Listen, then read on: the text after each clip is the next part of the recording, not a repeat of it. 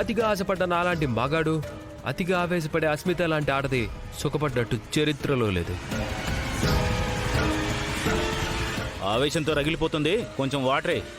అక్కర్లేదు. తప్పటడుగులు వేసినప్పుడు పడిపోకుండా పట్టుకున్నాం కదా అని తప్పు చేసిన ప్రతిసారి పక్కన నిలబడ్డం కుదరదు. మరెందుకన్నావు? చిన్నప్పుడే చంపేయాల్సింది కదా. లక్ష్మీదేవి పుట్టిందనుకున్నాను, లక్ష్మి బాంబులా పెరిగింది. కూతుర్ను పట్టుకుని ఏం మాట్లాడి అవి? తానిప్పుడు కడుపుతో ఉంది. అవునత్తయ్య, ఆ కడుపులో నా బిడ్డే పెరుగుతుంది.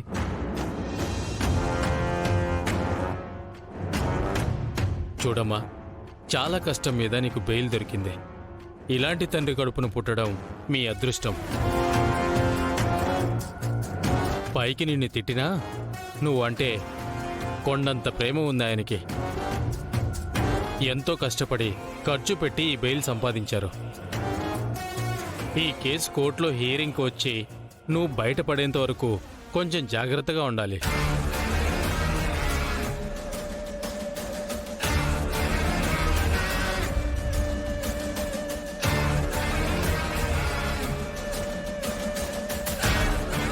ఉంటుంది సార్. లాయర్ చెప్పింది అర్థమైందా?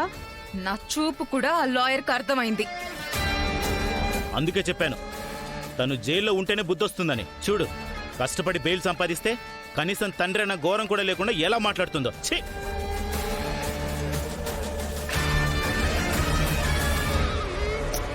దేవుడు లాంటి మావయ్య హర్ట్ అయ్యారు. వెళ్ళి పూజ చేసుకో, ఇక్కడ ఓవర్ చేయకు. కన్న తండ్రితో అలా మాట్లాడొచ్చా? నా పెయిన్ అర్థం చేసుకోకుండా నీతులు చెప్తుంటే నాకు బూతుల్లాగా వినిపిస్తున్నాయి. ఆవేశపడకమ్మా. ఆవేశం ఏంటి ఆవేశం? ఆ మొగుడు పెళ్ళాల సంగతి తేల్చే వరకు నేను నిద్రపోను.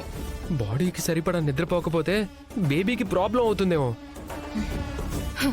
నువ్వు వీలైనంత తక్కువ మాట్లాడితే నీకు ఎక్కువ ప్రాబ్లం ఉండదు. నోరు తెరిస్తే నాలుగు కోసేసేలా ఉంది. ఆ మొగుడు పెళ్ళాలిద్దరూ నా చేతులకి సంకెళ్ళు వేసేలా చేయించారు. వదిలిపెట్టను, వాళ్ళిద్దరిని వదిలిపెట్టను.